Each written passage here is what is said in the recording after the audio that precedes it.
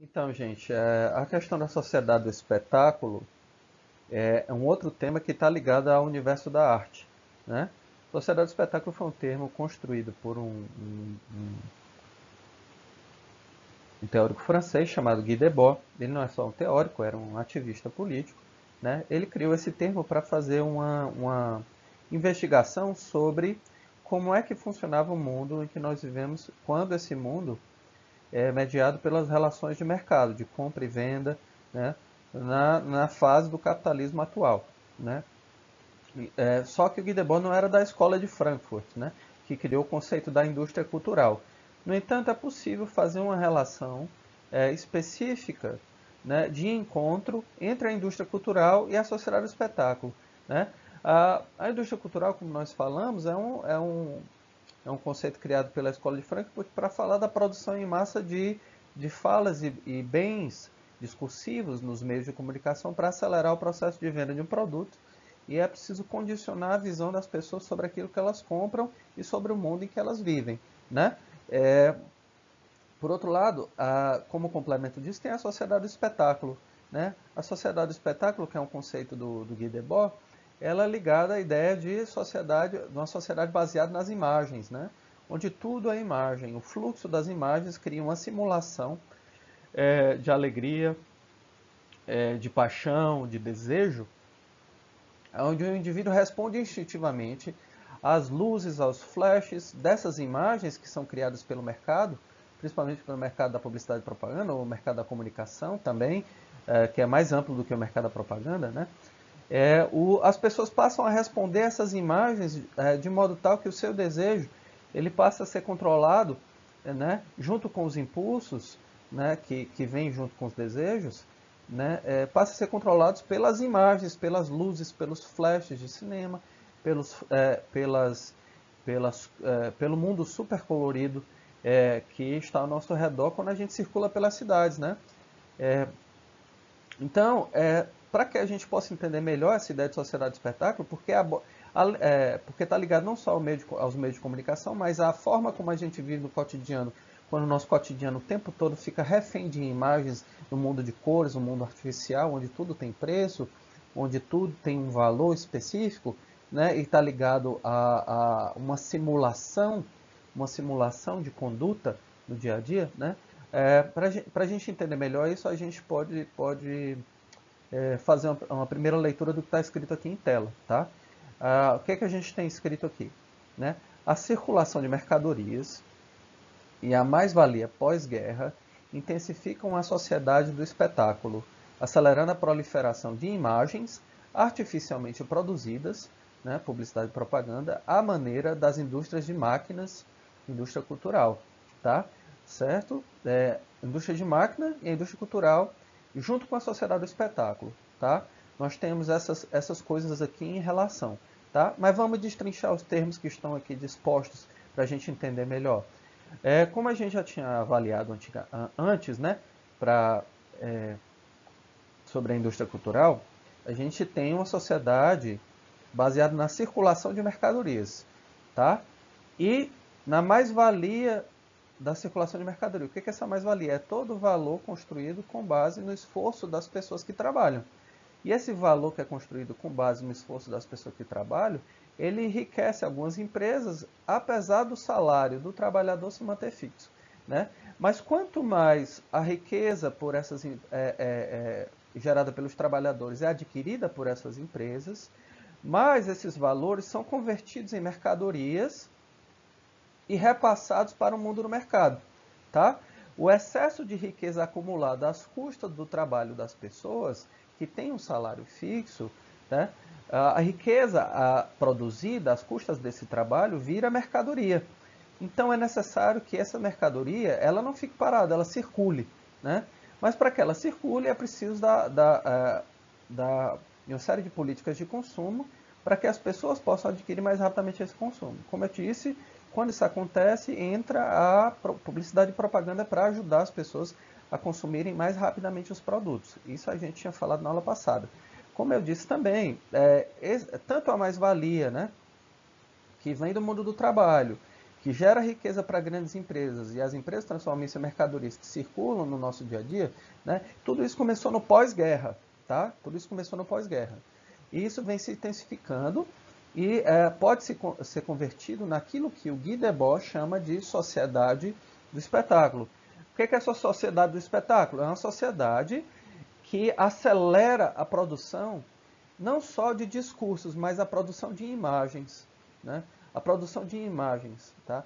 As imagens são cada vez mais importantes e as falas, elas precisam estar ligadas às imagens. Tudo que a gente fala passa a ter mais ligação com a imagem do que com a fala propriamente dita, inclusive uma fala mais livre. Então, o que a gente pode ver com isso? Que a imagem, ela encarcera a nossa capacidade de discurso, a nossa capacidade de produção de fala, a nossa capacidade de discurso autônomo, de discurso emancipado, assim como o artista foi encarcerado. Se o artista foi encarcerado para cumprir certos objetivos do design, que foi também, que agora é um setor de marketing, que faz parte de um setor específico de uma agência de publicidade, ou no setor específico de marketing dentro de uma empresa grande, tá? Se o artista passou por isso, aquele que fala, né, os homens de pensamento, eles também ficam reféns da sociedade de imagens, né? O redator publicitário, ele fica refém da sociedade das imagens. Tudo que ele passa a dizer ou não dizer, mas principalmente o tom do seu discurso, né? Seja o discurso mais comprido, seja o discurso mais curto, passa a depender diretamente dos flashes ou das imagens ou das cores do mercado que são feitos para gerar a compra, tá? Essas cores, essas imagens que vão estar ligadas à indústria da propaganda vão ser feitas para acelerar a compra, assim como as falas que são feitas com base nas imagens que estão ligadas à propaganda. Lembra que a gente conversa muito sobre essa questão de o que é mais importante, a imagem ou o texto? A gente pode falar que no contexto que nós vivemos, a imagem ela passa a ter mais importância porque ela cumpre mais a função do mercado. E o discurso e o texto ele deve estar ligado à imagem, ele passa a ser dependente da imagem para cumprir esse objetivo de mercado. O discurso está meio que preso, ele tá encarcerado, é como se estivesse engaiolado.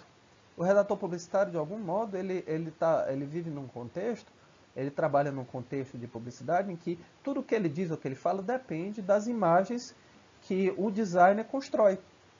Depende das imagens ou de outros tipos de produção artística que os criadores constroem, né? E o que é que isso quer dizer? Que o discurso ele fica preso àquela dimensão, ele fica emoldurado, ele fica determinado ao tipo de formato ou de moldura da propaganda dentro da sociedade de mercado, tá? Então, a peça publicitária, ela também enclausura o discurso quando você tem o mundo das imagens avançando sobre a capacidade dos indivíduos falarem mais livremente. Aí o discurso fica preso à imagem. Aí aquela célebre expressão, né? As imagens valem mais do que 1000 palavras. Quando a gente incorpora isso para a nossa vida, o que é que a gente passa a ter? A gente passa a ter, ou a defender, na verdade, um tipo de sociedade que quer exatamente que as imagens comandem as nossas iniciativas, comandem as nossas ações, né? Gerem uma espécie de desejo na gente, e que tudo que a gente fale, tudo que a gente promove em termos de conduta, tá? Além da produção de discurso, seja direcionado ao mundo da circulação das mercadorias para que a gente possa consumir mais rapidamente os produtos. Então, ou seja, aquela pergunta que muitos de vocês fizeram, professor, o que é que vale mais, a imagem ou o texto? No mundo em que nós vivemos, a imagem ela passa a ser o primeiro motor para criar um desejo de consumo. E o discurso ele vem acompanhando essa imagem. O discurso acompanha a imagem de impacto. Aquelas imagens eróticas que nós colocamos, né,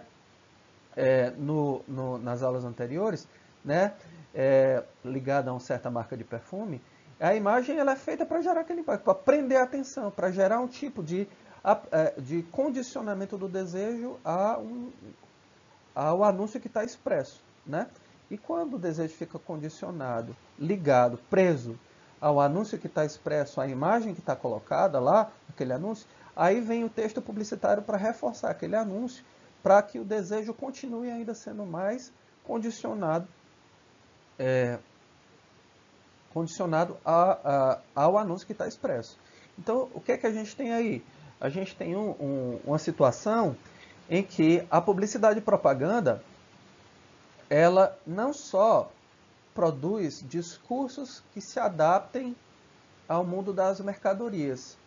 A gente tem uma sociedade, que é uma sociedade do espetáculo, que produz uma mercadoria que ajuda a que os indivíduos consumam certas mercadorias, que força os indivíduos a consumir certas mercadorias a partir daquilo que se chama liberdade de compra, né? A gente tem uma sociedade de espetáculo que faz com que as imagens estejam ligadas a certos tipos de discursos, né? Os discursos passam a ser reféns das imagens, na verdade, né? Quando o discurso passa a estar refém da imagem, todo tipo de enunciação, todo tipo de texto, todo tipo de fala vai depender anteriormente daquilo que chega aos olhos primeiramente. O que chega aos olhos são as imagens. Se as imagens chegam primeiramente aos olhos, devem prender imediatamente a atenção. Então, é por isso que a gente vive num mundo em que primeiro chega a imagem, que vem aos olhos, depois o discurso que chega aos ouvidos, né? Geralmente é assim que funciona, né? Ou, se não é uma imagem, é um som, né? Mas o que é que a gente tem? Som, discurso e imagem. Todos esses elementos ligados na composição da peça publicitária para reforçar a sociedade do espetáculo, que é uma sociedade que está diretamente ligada à indústria cultural, que tem o objetivo de preencher as demandas de mercado, que tem o objetivo de preencher as demandas de mercado através da indústria da propaganda para gerar poder de compra. Tá? É preciso gerar poder de compra. Para isso, você precisa não só da indústria cultural, é preciso pontuar, é preciso selecionar melhor o que é que importa mais, né? Se é a imagem, se é a fala, se é o som. Isso quem vai problematizar muito bem é o Guy Debord, né? Na sociedade do espetáculo. É por isso que o Guy Debord fala: nós vivemos numa sociedade onde os indivíduos estão presos às imagens do mercado. Tá? Os indivíduos estão meio que reféns. E é por isso que as imagens chegam primeiro aos olhos, junto com certas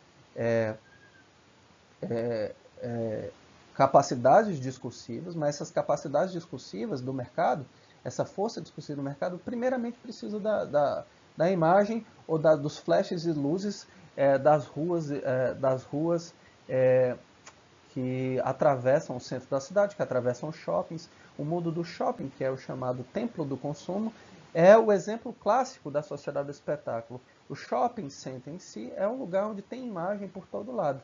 E a imagem, ela diz alguma coisa, né? Mas antes que a imagem diga alguma coisa, ela precisa chamar a atenção, ela precisa prender, ela precisa gerar um tipo de colonização do olhar. O indivíduo fica com o olhar totalmente colonizado pelas imagens de mercado, né? E quando o indivíduo está totalmente hipnotizado por essa imagem, né, quando ele está ligado diretamente a essa imagem, numa sensação de identidade plena, aí o discurso entra, né? A fala entra, o texto entra, para reforçar aquela identidade, para reforçar aquele reconhecimento. Então, temos aqui 3 elementos: imagem, discurso e som. Tá? Temos o som e a imagem vem primeiro e o discurso chega em seguida. Né? Imagem, som impactante, que gera também atenção e prende mais o indivíduo na imagem, e o discurso vem para complementar esses 2 outros elementos. É assim que você cria um tipo de hipnose do indivíduo, hipnose subjetiva. Vai do olhar à audição e da audição ao cérebro. Né? O olhar, aquilo que é visto chega ao cérebro, né? Mas ao mesmo tempo é preciso reforçar esse caminho do que é visto para o cérebro através da audição, né? Também. Então há um reforço daquilo que chega ao ouvido, né? Por meio da imagem, e a imagem de algum modo também reforça o que chega ao ouvido. É aquela relação de complementaridade, né? No entanto, o poder mais forte é o poder das imagens, né? De fato é o poder das imagens.